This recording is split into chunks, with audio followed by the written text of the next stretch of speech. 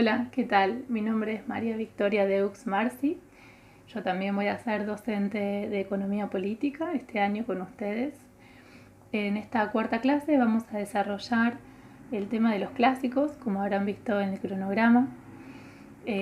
Antes de meternos de lleno a ver cuáles eran las principales ideas y propuestas de los economistas clásicos, quiero repasar con ustedes cuatro problemas fundamentales sobre los cuales los economistas de la época elaboraban sus teorías y sus reflexiones. Cuando digo los economistas de la época me refiero no solo a los clásicos, sino digo en el siglo XVIII, en el siglo XIX, eran asuntos de interés. Por un lado el valor, es decir, qué determina el valor de las cosas, el valor de los objetos, cómo se construye este valor, que después va a devenir en la idea de precio, ¿no? El segundo gran tema tiene que ver con la riqueza, es decir, de dónde se fundamenta, de dónde viene la riqueza de las naciones, por qué una nación es más rica que la otra. Ustedes habrán visto en la clase pasada con la profesora París que para los mercantilistas la riqueza de las naciones tenía que ver con el comercio. El comercio era la actividad que producía riqueza. Cuanto mayor comercio, mayor riqueza. Cuanto mayor diferencia entre lo que gano con la venta y lo que me costó producir ese bien o comprar ese bien, cuanto mayor diferencia, cuanto mayor esa ganancia, por así decirlo, mayor riqueza. Entonces, el sustento de esta riqueza para los mercantilistas, ¿cuál era? Precisamente el dinero, el oro, la plata. Cuanto más oro, cuanto más plata tenga una nación, más rica sería. Los fisiócratas contestan a estas propuestas de los mercantilistas con otras ideas en donde el fundamento de la riqueza y el origen de la riqueza estaría en el trabajo entre el hombre y la naturaleza. Es decir, el trabajo de la tierra, la agricultura, es lo que produce riqueza para los economistas que conforman la escuela de la fisiocracia. Bien, ahora un ratito vamos a ver qué piensan los clásicos sobre la riqueza. ¿Cuál es el fundamento, cuál es el origen de la riqueza para estos economistas? Retomando sobre los grandes temas, el tercer gran tema tiene que ver con el mercado. Es decir, todos se preguntan por este espacio físico o espacio abstracto en donde los productos que son elaborados en un determinado momento son ofrecidos para la venta y quienes necesitan o desean esos productos los encuentran y los pueden comprar. Hoy en día los economistas, ya hace un tiempo elaboraron la idea y los conceptos de oferta y demanda, pero en ese momento no se hablaba en estos términos, sino que se preguntaban por cómo es el funcionamiento de estos mercados y cómo se puede favorecer, cómo se puede ayudar a que estos intercambios ocurran de la mejor manera, con el mayor beneficio para las partes. Y un cuarto y último tema que les quiero mencionar, que es muy importante y que todos los economistas tenían una propuesta al respecto, tiene que ver con el rol del Estado. Es decir, todos se preguntaban acerca de qué debía hacer el Estado para promover estos intercambios, qué debía hacer o para facilitarlos, qué debía hacer el Estado para incrementar la riqueza de las naciones. Bien, ahora vamos a ver qué pensaban los economistas clásicos sobre estos temas. En primer lugar, se los voy a presentar. Hay un conjunto de economistas clásicos que escriben más o menos, son todos contemporáneos, hacia fines del siglo XVIII y comienzos del siglo XIX, ¿sí? Es decir, hacia fines de 1700 y comienzos del 1800. No todos estaban de acuerdo entre sí, ni todos hablaban de los mismos conceptos y de las mismas ideas, pero sí había algunos acuerdos fundamentales que los vamos a ver al final. Ahora se los voy a presentar.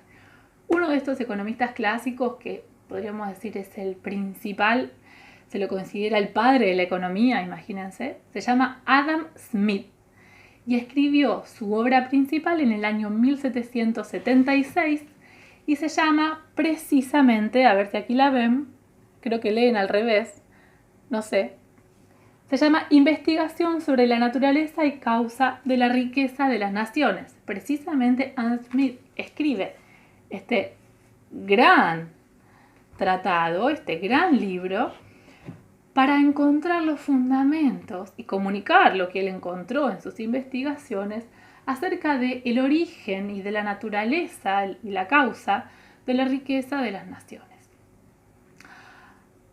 Otro autor clásico muy conocido, también contemporáneo con Adam Smith, es Thomas Malthus, que escribe su obra principal por ahí cerquita, en 1798.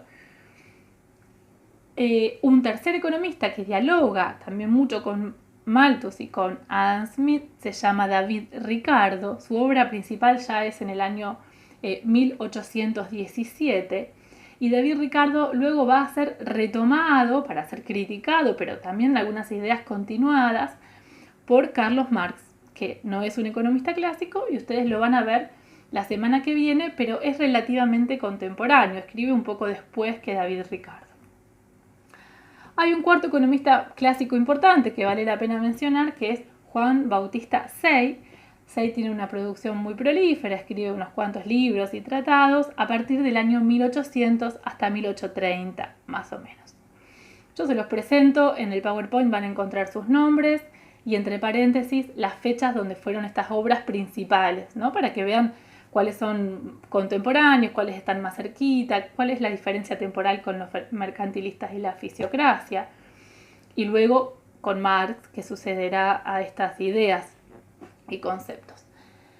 Estos economistas, junto con otros clásicos, se los considera clásicos porque justamente definieron o construyeron los principales conceptos económicos que hasta el día de hoy seguimos utilizando o seguimos revisando o seguimos cuestionando.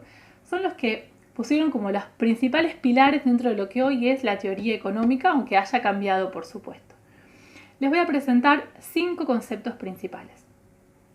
El primero tiene que ver con la idea de división del trabajo. Es un concepto que desarrolló Adam Smith mirando el proceso de producción en las fábricas. Adam Smith compara lo que ocurría en el caso de la producción artesanal, donde un artesano, o a lo sumo un artesano y su ayudante, se ocupaban desde el inicio del proceso de producción hasta de una pieza cual sea, hasta el terminado de esa pieza y su comercialización. Y observa que en las fábricas en realidad pasa algo diferente, que es que el proceso de producción se fragmenta, se divide, se parcela en diferentes tareas que quedan a cargo de diferentes trabajadores o de diferentes grupos de trabajadores. Así, por ejemplo, en la producción de hacha, mientras que un artesano hace el hacha desde principio a fin, aquí en la producción industrial de hachas podríamos decir que hay un grupo de trabajadores que se encargan de la fundición del hierro, que hay otro grupo de trabajadores que se encargan del enfriado de la pieza y del moldeado, otro que se encarga de afilar, otro que se encarga de hacer el mango, otro que se encarga, y así sucesivamente. Entonces esta fragmentación, esta parcelación de las tareas, del proceso productivo de un bien, la llaman división del trabajo. Y es un concepto fundamental para estos economistas que desarrollan con un poco más de complejidad de la que vamos a poder ver hoy acá, porque es el fundamento para el segundo concepto que vamos a ver, que es justamente la riqueza. Los economistas clásicos dicen que la riqueza es producto de la división del trabajo.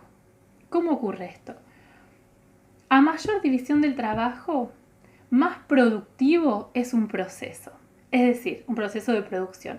Cuanto más divido entre fragmentos, entre parcelas, las tareas que le asigno a los trabajadores, a los diferentes trabajadores, más productivo es mi proceso de trabajo, es decir, que puedo obtener más producto final por cantidad de trabajadores en la misma unidad de tiempo. Es decir, por ejemplo, un día. Cuanto más divido en pedacitos chiquitos las diferentes tareas, más productivo es mi proceso de trabajo. Por lo tanto, puedo obtener más cantidad de productos finales.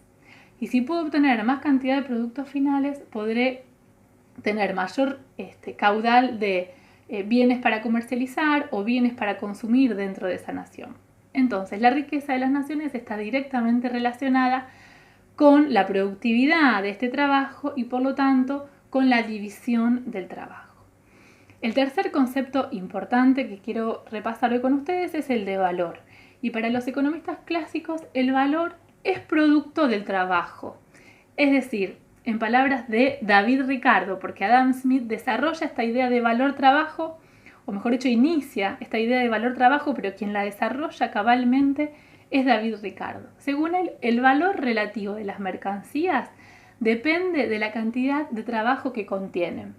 Es decir, si un hacha contiene 10 horas de trabajo y un cuchillo contiene 5 horas de trabajo, el hacha tiene que salir más, tiene que valer más que el cuchillo, ¿sí? Hay un cuarto concepto que es muy importante, que también lo desarrolla David Ricardo, que es el de la distribución del ingreso. Y este concepto de distribución del ingreso lo usamos todavía para medir una de las formas de distribución del ingreso que tenemos nosotros en Argentina y en otros países del mundo, en casi todos los países del mundo, y nosotros la llamamos distribución funcional del ingreso. Pero el origen de esta distribución funcional, de lo que hoy llamamos distribución funcional del ingreso, que lo vamos a ver en la unidad 2, es esta idea de David Ricardo, donde él dice que la riqueza que se produce en una nación se distribuye, por ejemplo en un año, se distribuye entre los hombres de la siguiente manera.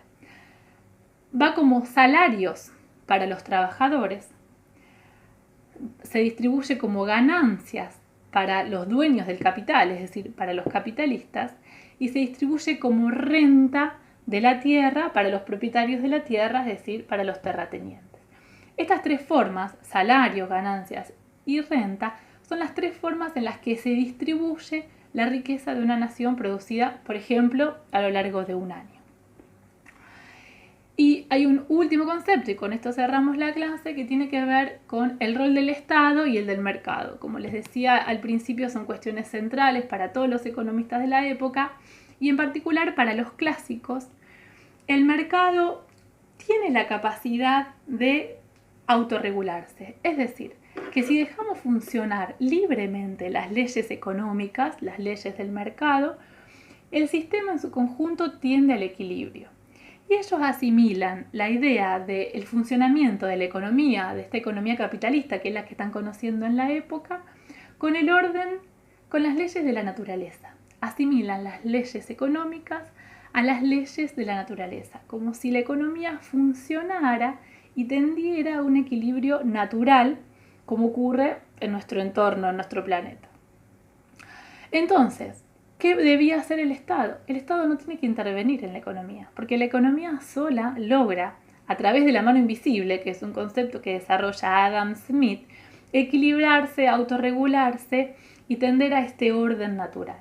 Entonces, ni el Estado ni los humanos debemos intervenir en esta libre circulación de mercancías y en la libre circulación de personas, de capital y demás.